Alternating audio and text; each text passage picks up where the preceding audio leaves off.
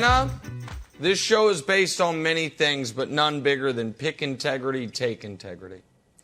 We don't waffle. We don't flip-flop. Well, by we, I mean Brew and I don't. Wilds is, the most notorious flip-flopper since some politicians of the 90s. But I'm true to that. And so that is true.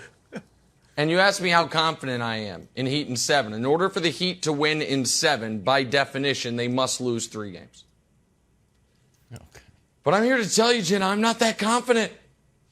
I'm here to tell you, wow. The Miami Heat seem to have broken. Oh. I'm here to tell you, I watched yesterday's game, and I didn't feel good about it. And you mentioned what happened to Jimmy Butler. I don't know. I know he's hurt, but I don't think the injury was amputation.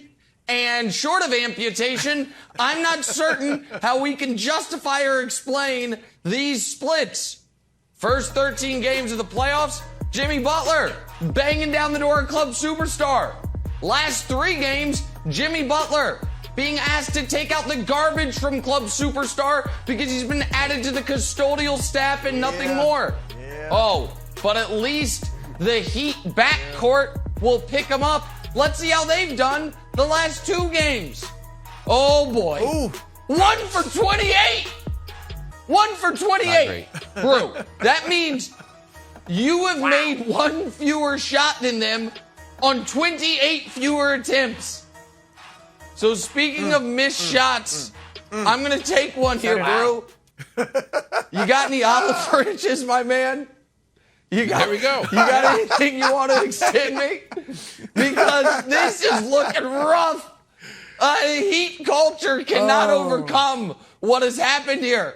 And I'm floundering a bit, so I'm not confident.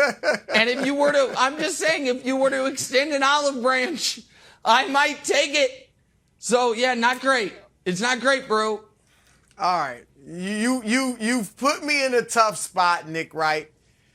You know I'm a Christian man. You know I'm a kind man. Yeah.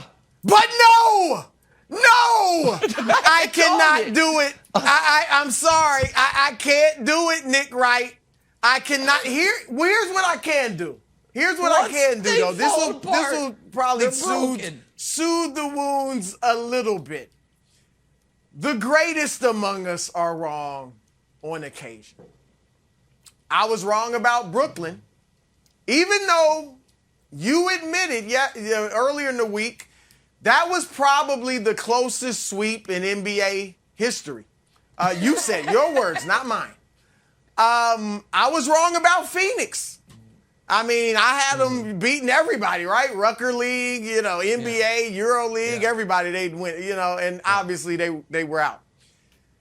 But I got to admit, since then, man, your boy's been on a roll of epic proportions. Because I did say, I got to admit, since then, you talk about regrouping? My goodness. I'm like too serious. Epic proportions. But hey, I got that. Yeah, I'm feeling good. But I told you it would be 6. It's going to be 6 because Boston is the better team. Boston is the better team, and I think you see that, Nick. But even if you don't, for those out there that think, they're not necessarily the better team, them being the more healthier team, right? The healthier team, at least, gives them the advantage in this series. You brought up the stats. God bless Kyle Lowry playing through that hamstring injury, but yesterday he went 25 scoreless minutes. That means he really didn't achieve anything more than we did, sitting on the couch watching in 25 minutes of action. All right? And here's what's happening, Wilds. The Heat are facing another level. We talked about there's levels to this. And you go and play Atlanta, which is a horrible defensive team, one of the worst in the league. It's easy. You go and play Philadelphia, which without Joel Embiid, or at least a hindered Joel Embiid playing, they're mediocre defensively. And now you step up to this? This isn't just a good defensive team by today's standards. They're a terrific, hard-nosed, tough defensive team.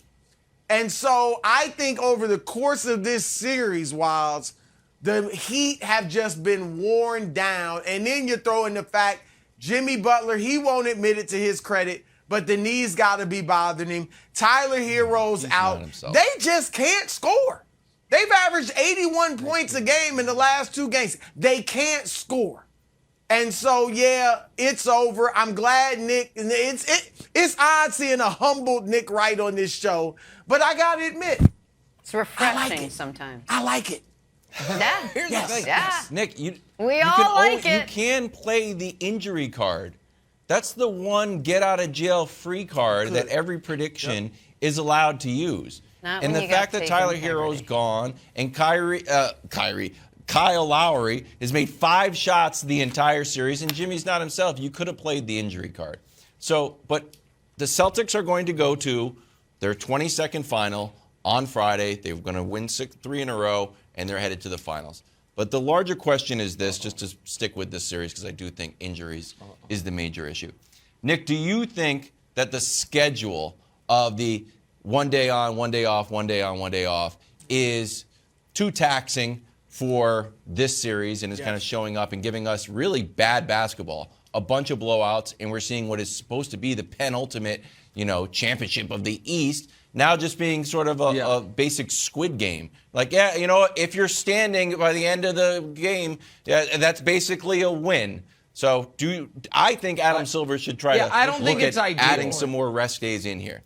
But go ahead. What do you think? Yeah, I don't think it's ideal, and I think they should look to that. I know, again, the schedules feel like they've been a little screwed up over the last few years thanks to the pandemic, and then they add the play-in tournament, which gives you rest before the playoffs, but because they want the finals in those first couple weeks of June, it condenses this part of the playoffs. I think there are ways to look at it, particularly, an extra day between games 4 and 5 and 5 and 6 and 6 and 7 at least. Yep. When you have those travel days, I think that would make sense.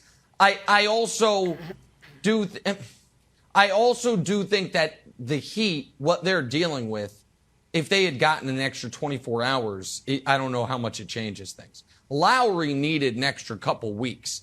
Tyler Hero, is missing games entirely. Tyler Hero got the extra rest and wasn't available for Game 4, or wasn't available for Game 5 after missing Game 4. And Jimmy is broken.